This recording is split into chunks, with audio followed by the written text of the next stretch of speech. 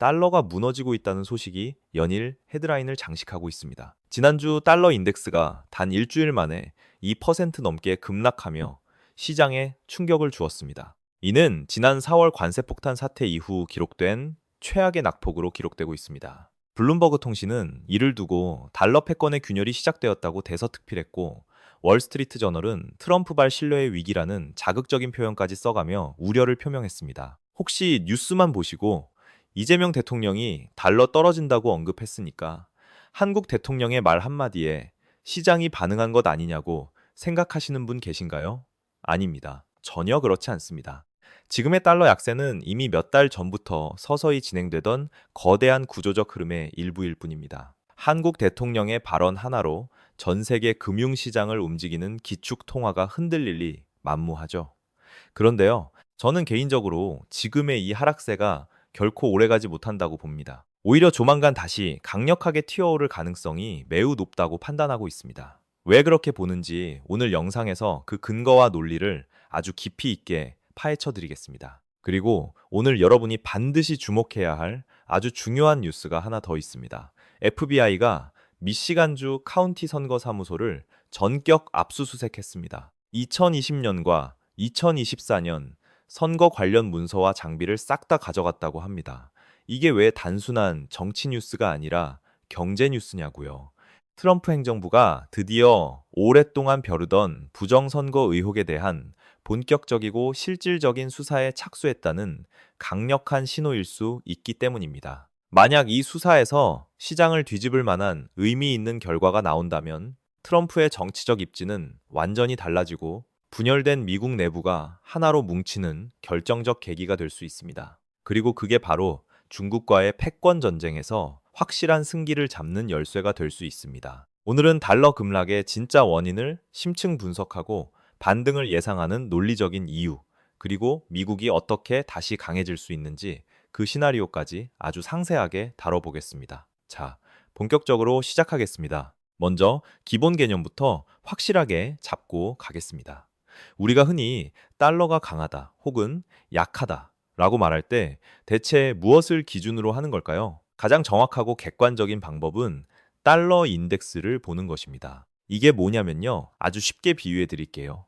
여러분이 학교에서 반평균 성적을 알고 싶다고 가정해 봅시다. 전교 1등 한 명하고만 비교하면 내 성적이 어떤지 정확히 알 수 없잖아요. 그 친구가 이번 시험을 특별히 잘 봤을 수도 있고 내가 실수했을 수도 있으니까요.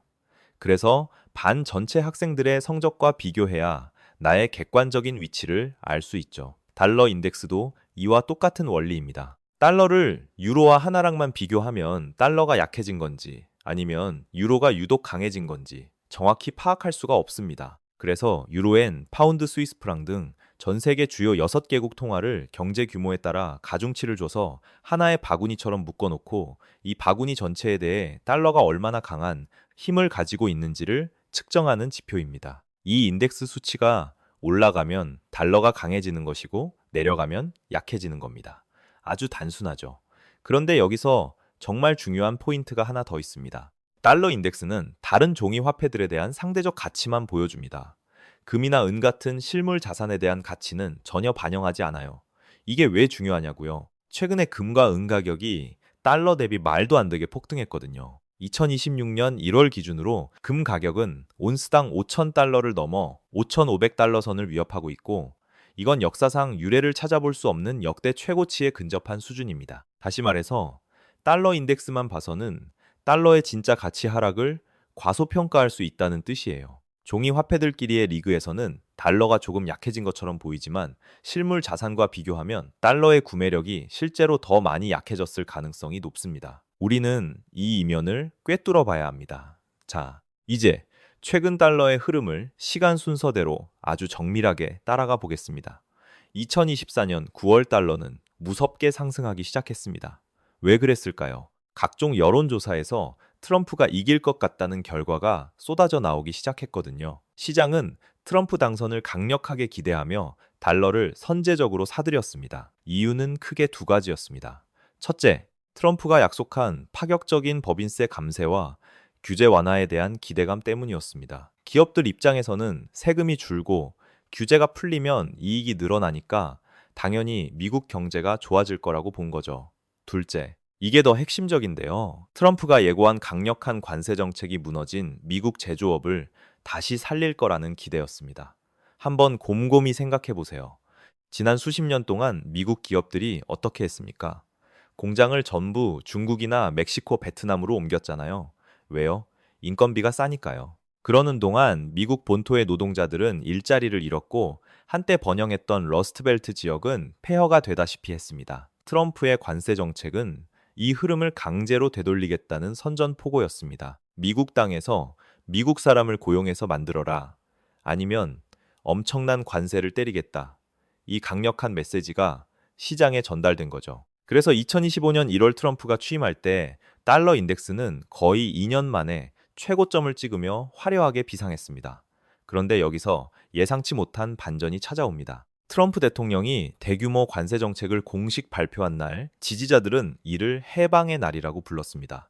왜 해방이냐고요? 미국 제조업을 중국의 불공정 무역과 기술 탈취로부터 해방시킨다는 상징적인 의미였죠. 그런데 월가와 글로벌 금융 엘리트들은 이걸 전혀 좋아하지 않았습니다. 왜요? 이들은 지난 30년간 이어진 글로벌화의 최대 수혜자들이었거든요. 중국에서 싼 값에 물건을 만들어서 미국 소비자에게 비싸게 파는 구조로 그동안 엄청난 돈을 벌어들였습니다. 그런데 트럼프가 이 꿀단지 같은 구조를 뿌리째 흔들겠다고 하니까 당연히 격렬하게 반발하죠. 그래서 주류 언론에서는 트럼프가 경제를 망친다거나 무역 전쟁으로 미국 소비자가 피해를 본다는 비판 기사가 쏟아졌고 시장은 일시적으로 공포에 질려 패닉에 빠졌습니다. 그 여파로 달러도 급락했죠. 하지만 진짜 현실은 어땠을까요? 2025년 7월쯤 되니까 거짓말처럼 달러가 다시 안정을 찾았습니다. 왜요? 미국 경제가 전문가들의 비관적인 예상보다 훨씬 탄탄했기 때문입니다. GDP 성장률이 견조하게 나오고 실업률도 완전 고용 수준으로 안정적이었습니다. 오히려 관세 충격으로 휘청거린 건 중국 경제였습니다. 트럼프의 관세 정책이 실제로 효과를 보기 시작한 겁니다. 그런데 지난주에 달러가 또다시 폭락했습니다. 도대체 이번에는 무슨 일이 있었던 걸까요? 첫 번째 원인은 트럼프의 그린란드 매입 관련 발언입니다. 트럼프 대통령이 뜬금없이 그린란드를 미국 영토로 편입하겠다는 의사를 강력하게 밝혔거든요. 언론에서는 21세기에 무슨 제국주의적 망상이냐며 국제법 위반이다라고 난리가 났죠. 그런데 잠깐만요. 이걸 단순히 부동산 쇼핑으로 보지 말고 다른 각도에서 냉정하게 분석해 봅시다. 그린란드가 왜 지금 시점에서 중요할까요? 첫째, 히토류입니다. 전기차 배터리, 반도체 최첨단 미사일에 들어가는 핵심 광물이 바로 히토류인데 현재 이걸 중국이 전 세계 공급망을 거의 독점하고 있어요. 그런데 그린란드 빙하 아래에 이 히토류가 엄청나게 매장되어 있다는 사실이 밝혀졌습니다. 둘째, 북극 항로입니다. 기후변화로 북극 빙하가 녹으면서 아시아와 유럽을 잇는 새로운 항로가 열리고 있어요. 그린란드는 이 항로를 통제할 수 있는 핵심 거점입니다. 셋째, 군사적 위치입니다. 러시아와 중국을 북쪽에서 견제하기 위한 최적의 전략적 요충지입니다. 트럼프가 그린란드를 원하는 건 단순히 땅 욕심이 아니라 철저하게 미국의 전략적 이익 때문입니다. 중국에 대한 자원 의존도를 획기적으로 줄이고 미국의 안보를 강화하려는 큰 그림인 거죠. 물론 발언 방식이 좀 거칠긴 했습니다. 외교적 결례라는 비판도 일리가 있고 시장이 그 불확실성에 불안해한 것도 사실입니다. 하지만 본질을 보면 이건 미국 우선주의의 연장선이며 장기적으로 미국 경제와 안보에 이로운 방향입니다. 두 번째 원인은 일본 엔화의 급격한 변동입니다. 달러 인덱스 바구니에서 일본 엔화가 차지하는 비중이 약 13.6%나 됩니다. 꽤 큰 비중이죠. 최근 몇 달간 엔화는 계속해서 힘을 쓰지 못하고 약세였습니다. 2024년 9월에 달러당 145엔이었던 게 2025년 1월 초에는 160엔 가까이 치솟았거든요. 그런데 지난주에 일본 중앙은행이 전격적으로 환율 시장에 개입했습니다. 보유하고 있던 달러를 팔고 엔화를 사들여서 인위적으로 엔화 가치를 끌어올린 거죠. 여기서 정말 재미있는 점은 미국 재무부도 이 개입을 묵인하고 사실상 도왔다는 점입니다. 왜 그랬을까요? 트럼프 행정부는 지나치게 약한 엔화가 일본 수출 업체들에게 불공정한 가격 경쟁력을 준다고 봤습니다. 생각해 보세요. 엔화가 똥값이 되면 일본 도요타 자동차가 미국 시장에서 더 싸게 팔립니다. 그러면 포드나 GM 같은 미국 자동차 회사들이 가격 경쟁에서 밀려 피해를 보잖아요. 트럼프 입장에서는 공정한 무역을 위해 엔화가 지금보다는 좀 더 강해지는 게 낫다고 전략적으로 판단한 겁니다. 물론 이 과정에서 엔화 가치가 오르니 상대적으로 달러 인덱스는 하락했습니다. 하지만 이건 미국의 국익을 위해 의도된 조정에 가깝습니다. 추가로 스위스 프랑도 강세를 보였습니다. 시장이 불안할 때마다 투자자들은 본능적으로 안전 자산을 찾게 마련이니까요. 이것 또한 달러 인덱스를 끌어내리는데 일조했습니다. 세 번째 원인은 미국 정부 셧다운 위기라는 정치적 리스크입니다. 최근 미니애폴리스에서 국경 수비대와 관련된 불미스러운 사건이 발생했고, 이를 빌미로 민주당 의원들이 예산안 통과를 거부하고 있습니다. 솔직히 말씀드리겠습니다. 이건 민주당의 전형적인 정치적 방해 공작입니다. 트럼프 행정부가 국경 보안을 강화하려고 하니까 민주당이 필사적으로 발목을 잡는 겁니다. 왜요? 불법 이민자들이 잠재적인 민주당 표밭이니까요. 그래서 국가 운영에 필수적인 기본적인 예산안조차 통과시키기 어려운 상황이 됐고, 시장은 이런 정치적 교착 상태를 가장 싫어합니다. 하지만 냉정히 보면 이건 트럼프의 잘못이 아닙니다. 오히려 개혁을 거부하는 기존 정치 세력의 저항이 문제의 본질인 거죠. 자, 여기서 오늘 영상의 핵심이자 판을 뒤집을 뉴스를 심층 분석해 보겠습니다. FBI가 미시간주와 조지아주 풀턴 카운티 선거사무소를 동시다발적으로 압수수색했습니다. 2026년 1월 FBI 요원들이 주지사가 있는 풀턴 카운티 선거 사무소에 들이닥쳐서 2020년 대선과 2024년 대선 관련 모든 문서와 투표 장비 전자기록 서버를 통째로 압수해갔습니다. 이게 도대체 왜 중요할까요? 트럼프와 그의 지지자들은 오랫동안 지난 선거들에 조직적인 부정이 있었다고 끊임없이 주장해왔습니다. 그런데 당시 FBI와 법무부는 이 주장을 철저히 무시했죠. 오히려 의혹을 제기하는 사람들을 음모론자로 몰아세우며 탄압했습니다. 하지만 지금은 상황이 180도 다릅니다. 트럼프가 다시 대통령이 되었고, 법무부 장관과 FBI 국장이 트럼프의 의중을 읽는 인물들로 교체되었습니다. 이제야 비로소 성역 없는 제대로 된 수사가 가능해진 겁니다. 만약 이 수사에서 실제 부정선거의 결정적인 물적 증거가 나온다면 그 파장은 상상을 초월할 겁니다. 첫째, 트럼프 대통령의 정치적 정당성이 완벽하게 입증되어 그가 옳았다는 게 역사적으로 공식 확인되는 겁니다. 둘째, 민주당과 그들과 결탁한 기존 기득권 정치 세력의 신뢰는 바닥으로 추락합니다. 그들이 권력을 유지하기 위해 얼마나 부패했는지 전 국민이 알게 되는 거죠. 셋째, 분열되었던 미국이 하나로 뭉칠 수 있는 계기가 됩니다. 지금 미국은 좌우 이념으로 극심하게 찢겨 있잖아요. 그런데 선거 시스템의 부정이 입증되면 진짜 적이 누구인지 명확해집니다. 바로 내부의 부패 세력과 그들의 배후에 있는 외부 세력, 즉 중국 공산당이죠. 자, 여기서 시야를 넓혀 더 큰 그림을 봅시다. 지금 세계는 미국과 중국의 사활을 건 패권 전쟁 한가운데 있습니다. 중국은 지난 30년간 미국의 기술을 훔치고 불공정 무역으로 덩치를 키우며 전 세계의 영향력을 확대해 왔습니다. 그리고 중국 공산당의 대미 전략 핵심은 무엇입니까? 바로 미국을 내부에서부터 분열시켜 무너뜨리는 것입니다. 틱톡으로 미국 청소년들의 정신을 오염시키고 펜타닐을 멕시코 카르텔을 통해 미국의 밀수해서 매년 수만 명의 젊은이를 죽음으로 몰아넣고 미국 정치인들을 돈으로 매수해서 친중파로 만듭니다. 미국이 내부 갈등으로 치고받고 싸우며 분열되어 있으면 중국에게는 더할 나위 없이 유리합니다. 반대로 미국이 하나로 뭉치면 중국은 국력 차이 때문에 절대 미국을 이길 수 없거든요. 그래서 FBI의 이번 선거 수사가 그토록 중요한 겁니다. 이 수사를 통해 미국 내부의 부패한 환부를 도려내고 중국과의 검은 연결고리가 드러나면 미국은 드디어 내부의 혼란을 끝내고 진짜 적에게 모든 국력을 집중할 수 있게 됩니다. 그리고 그때 달러의 위상은 어떻게 될까요? 폭등합니다. 왜요? 미국이 다시 강해지니까요. 전 세계 자본가들이 역시 믿을 건 미국밖에 없다고 생각하며 미국에 투자할 테니까요. 이건 단순한 희망 회로가 아닙니다. 최근 법무부 수사 결과 유출된 내용에 따르면 미국 내 일부 유력 정치인들에게 유입된 자금의 출처가 중국계 페이퍼 컴퍼니였다는 구체적인 정황이 포착되었습니다. 이번 조지아와 미시간 압수수색은 그 거대한 퍼즐의 마지막 조각을 맞추는 작업인 셈이죠. 내부 청소가 끝나고 미국이 단일 대오를 갖추는 순간 글로벌 자금은 강한 미국에 베팅할 수밖에 없습니다. 물론 지금 당장은 달러의 하방 압력이 존재합니다. 트럼프 대통령이 연방준비제도 패드에 금리 인하를 하라고 공개적으로 압박을 가하고 있거든요. 언론에서는 연준의 독립성 침해다라며 난리를 치지만 솔직히 까놓고 말해봅시다.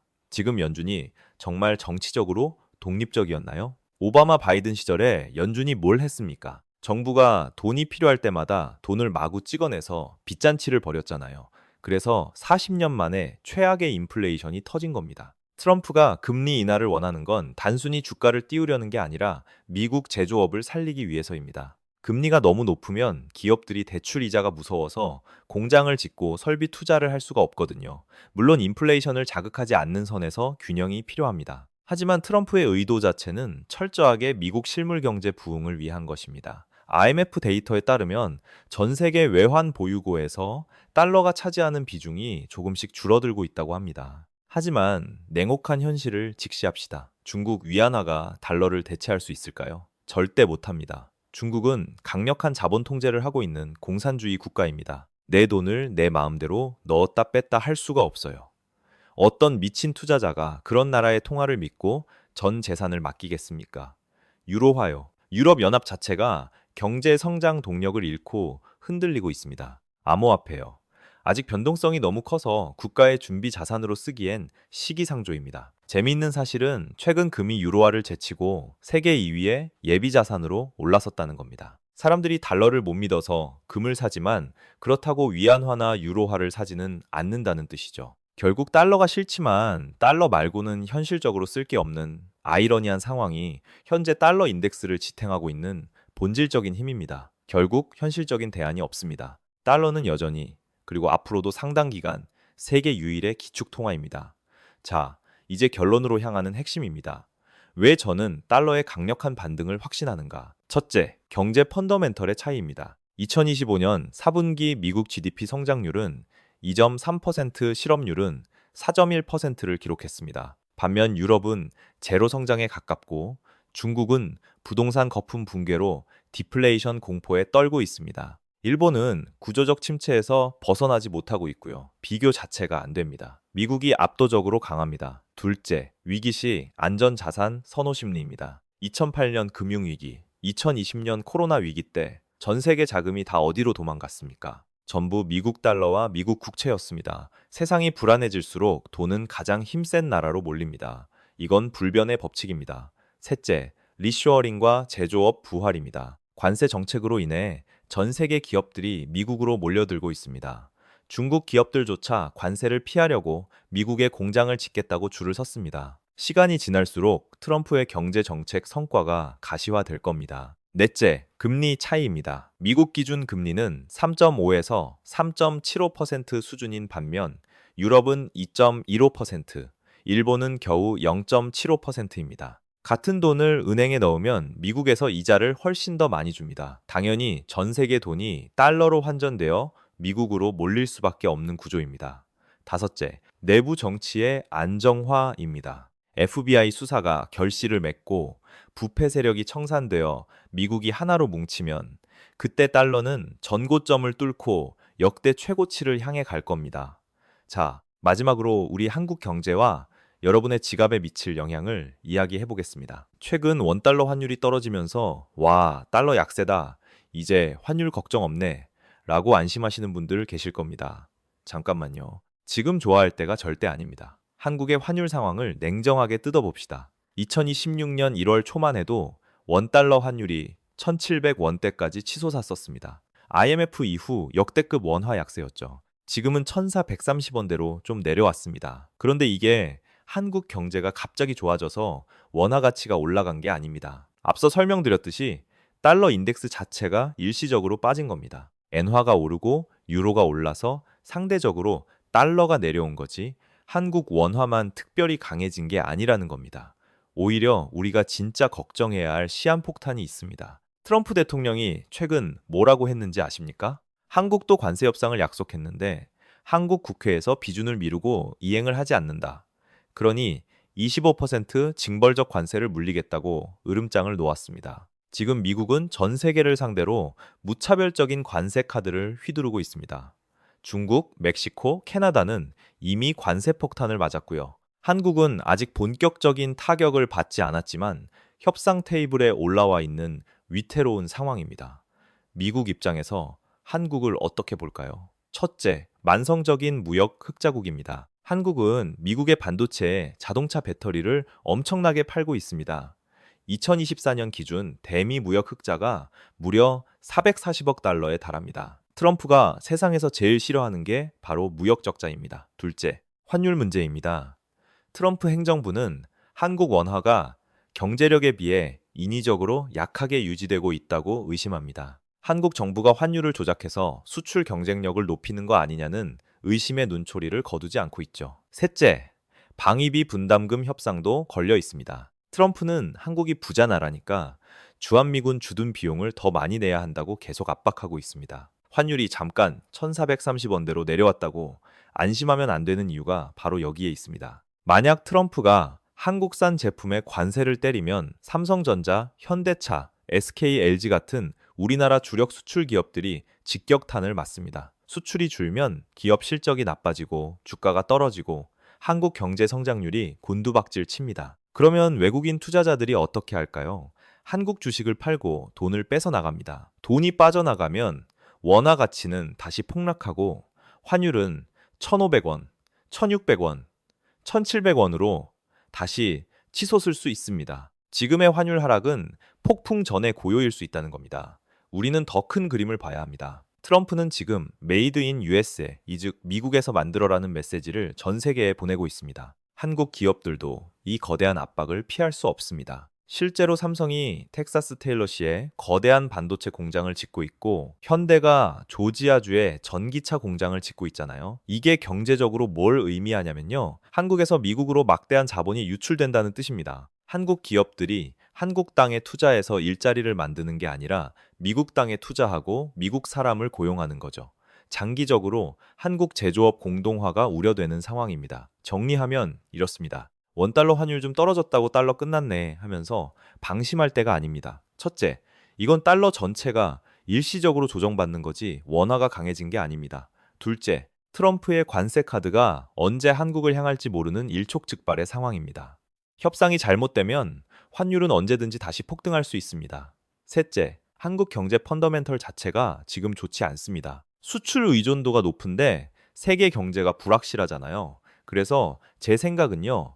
지금 방심하지 마세요. 오히려 달러 자산을 일부 확보해 두는 게 현명한 생존 전략일 수 있습니다. 환율이 다시 튀어오를 가능성에 대비해 보험을 들어두는 거죠. 그리고 트럼프 행정부의 대한국 정책 뉴스를 아주 주의 깊게 지켜보세요. 관세 협상 결과에 따라 한국 경제와 환율이 롤러코스터를 탈 수 있습니다. 그래서 결론적으로 저는 지금의 달러 급락에 겁먹지 말라고 말씀드리고 싶습니다. 오히려 지금이 달러 자산을 저가에 매수할 수 있는 마지막 기회일 수 있습니다.